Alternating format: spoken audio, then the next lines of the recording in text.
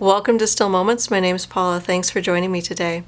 As you can see, I'm going to get started on this mountain scene. It's just a stream running over some rocks. A bush here, some evergreens, pretty simple, pretty basic. Obviously the water can be a little bit intimidating, but most of it is just white. And I'm going to do this without masking fluid. I'm going to throw some cadmium yellow where the sun touches these rocks because watercolor is a transparent medium that gives it an extra glow, an extra warmth. And I do work with two types of yellows. I work with lemon yellow and cadmium yellow.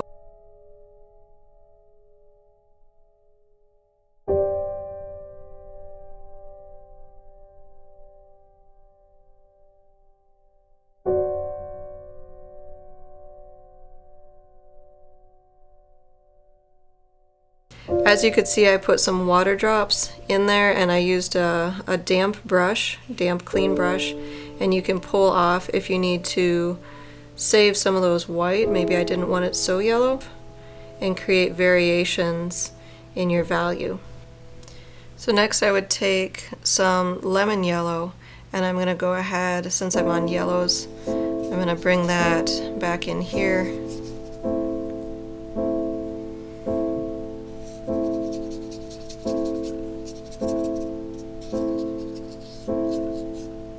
Just blend that in. Right now my yellow right here is still quite damp, so I have to work in another section as that dries. I'm going to add a bit of ultramarine blue here in the shadows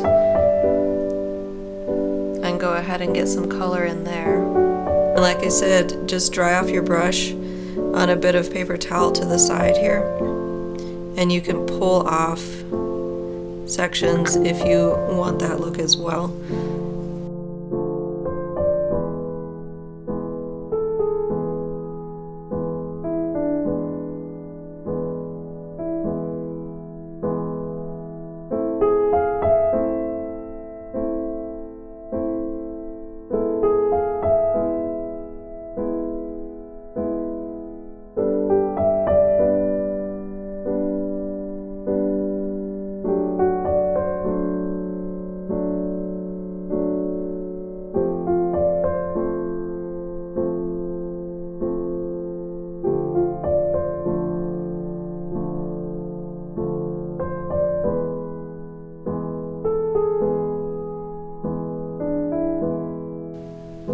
As you can see, I've come back in with water again to soften the lines. I don't want them very rigid right now, not at this time.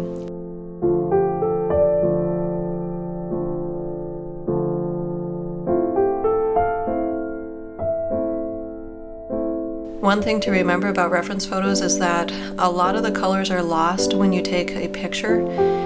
Sometimes if I'm scanning or printing out a picture for myself, I will enhance the colors just to remind myself that there was a lot of color that was taken out. If I was sitting real life at this spot, there would be blues in the shadows, greens, reds, purple tones. There would be a lot more depth of color.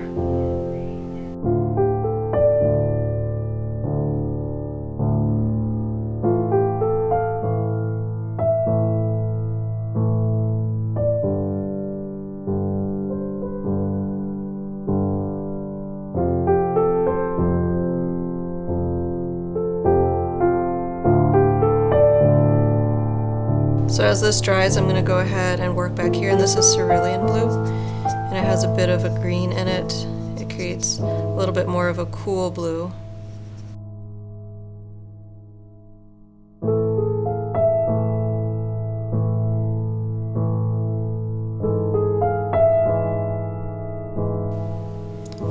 And drop some water to create some pushback in the paint that will act as clouds. I've gone ahead and let this dry for a moment. I'm going to work in the background and I didn't want the trees to bleed into the sky. I wanted a crisp line.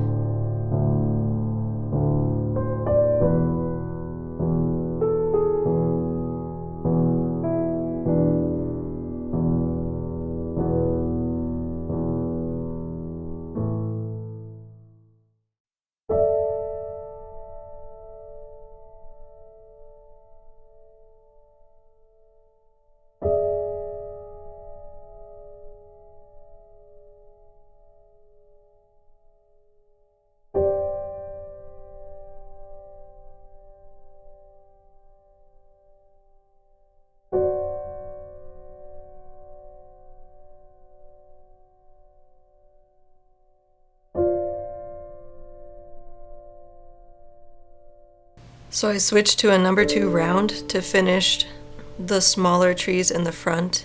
And as you could see, it's pretty easy to just push into it so that, or pull, so that the tip of my brush is creating the smallest part of the branch. As I look at my reference photo, I'm kind of starting to wonder if I don't want to leave these trees right here in the background a little bit lighter, otherwise it's green against green, which creates a solid wall in the background. So I'm going to go ahead and just take some clean water on my brush, and I'm going to soften this tree to the side and maybe kind of create a bit of an inroad for sunlight. I've mixed my black with a little bit of blue and a little bit of red, so it's not solid black, but I'm going to go ahead and put in some of these darks. And the way that this stream is going to really kind of pop out is if it's against darks along the edge of its course.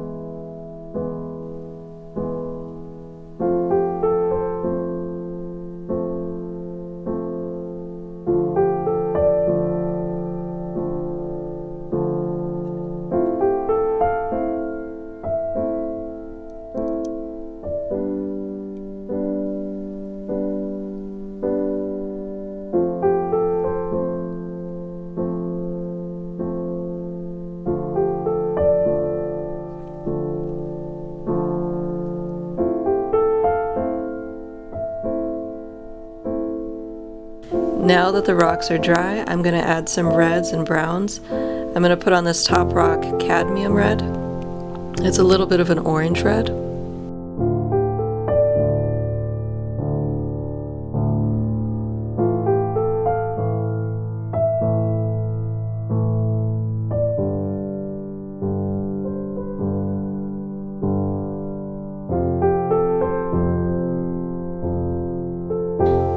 On this middle rock, I'm going to put alizarin crimson. It's a little bit more of a pink coloring, and then there's a little bit of a different color between the two rocks.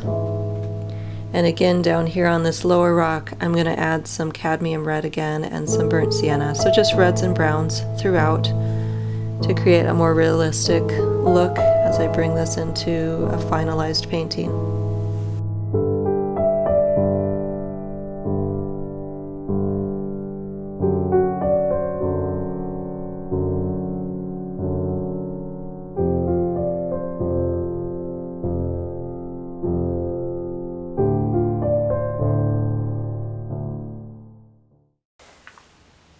So now that that's dry, just to add a little bit of a variation, I'm going to use a little bit of wax. This is just a tea candle that I put into the microwave for just a bit so that I could pop it out. This is called a wax resist. As soon as I put any type of wax or like a fingerprint or anything on here, it would resist the water. And so you want to be very careful where you place this. But I am going to touch a bit of the rock right there, just lightly. And then if I were to shine a light on this, I should be able to see where I got and where I didn't get.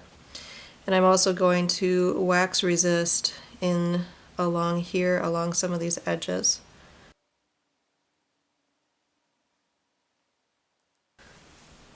Now that I've added a wax resist along a couple of these rock areas because of the light shining in there, so I can reserve that as those lighter tones as I go ahead and darken those areas a bit.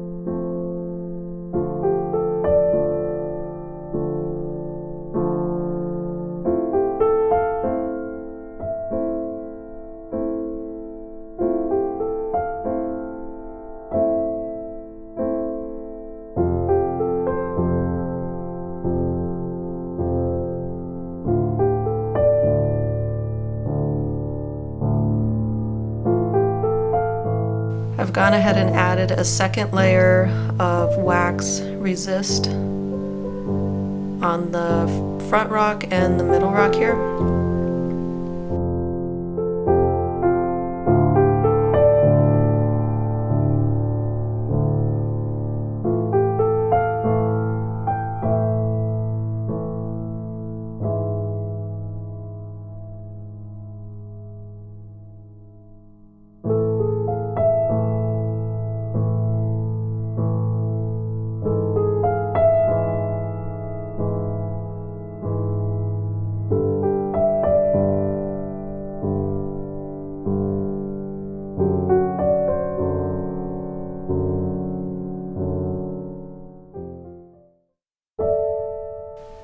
So through here in the water is just splashing and bubbling. I'm just dotting it because I want it to feel very authentic and splashing. So toward the back it's blue, has some gray tones, and then as it comes towards the front I'm moving into more of lighter tones.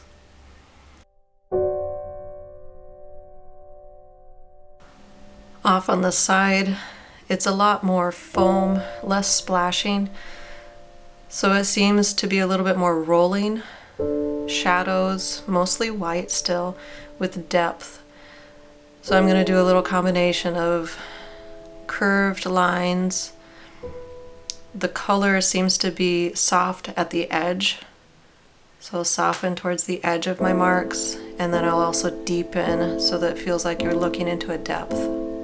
I want to make sure I remember to darken through the water some little streaks near the rocks so that it feels like you can see through the water and still see those rocks a little bit behind there.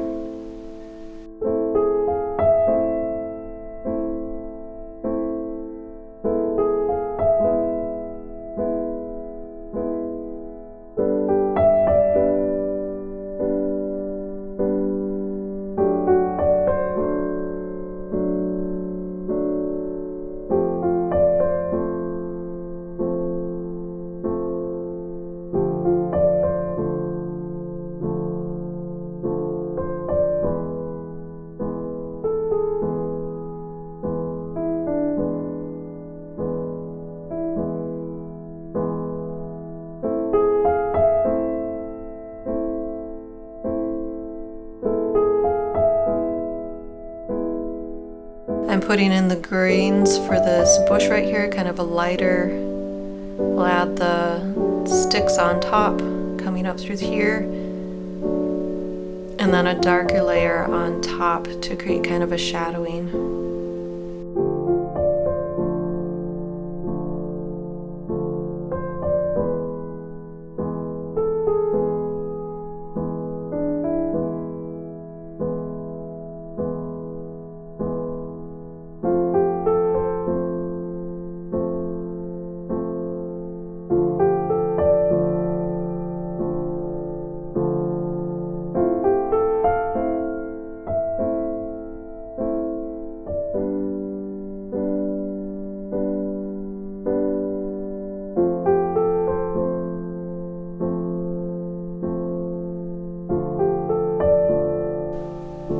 Up in this grass area, I'm working in the negative space, so I'm darkening the area behind the grasses at this rock here.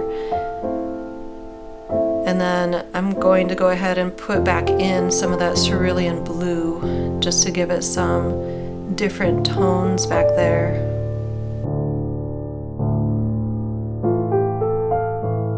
So again, it's just a combination of layers and tones and colors, but I want to make sure that the picture holistically holds together. So I'm going to go ahead and add a little bit of muddy, kind of dark green in here under the bush, so it feels like it's a little more connected to this rock and the darker tones that I have in there.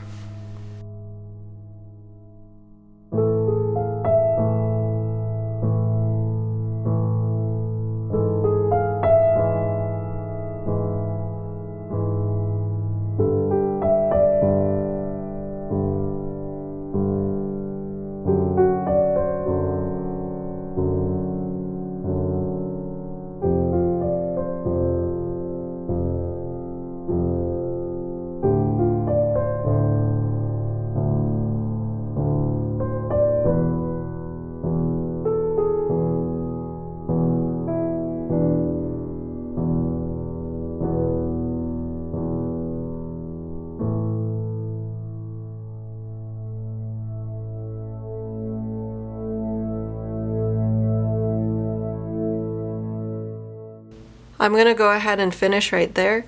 If I continue to work some of these areas, they'll become overworked or damaged. So I was able to lighten the background quite a bit, so it feels very airy and open in the back. It doesn't feel like a solid wall of green.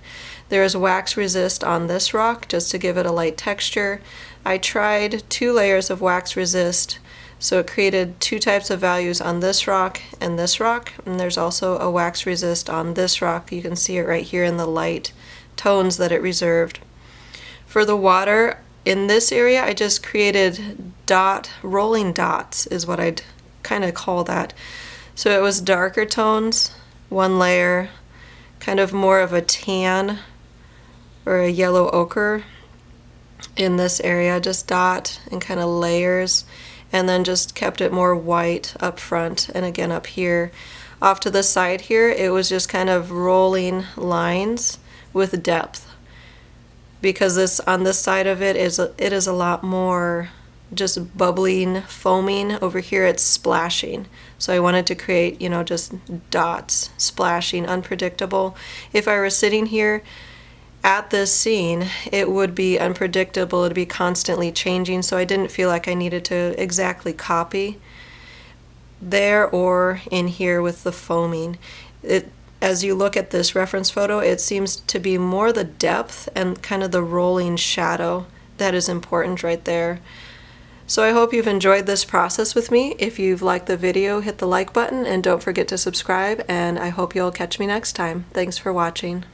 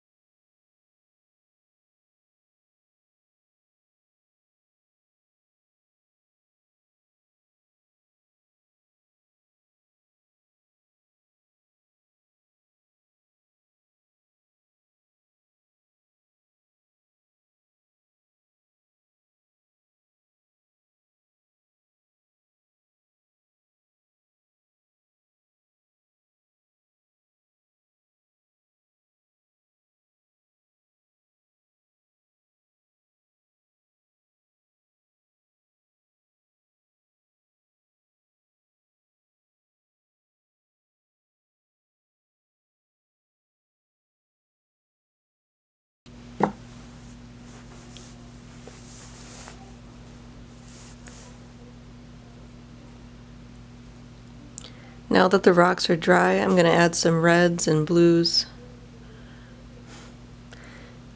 Now that the rocks are dry, I'm going to add some blues and reds.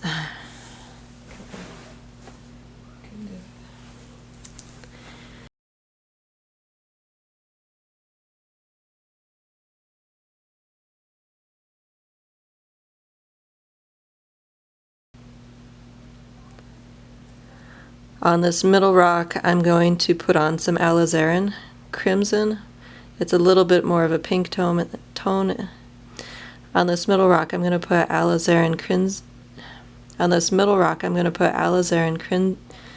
On this middle rock, I'm going to put alizarin crimson. It's a little bit more of a pink rock.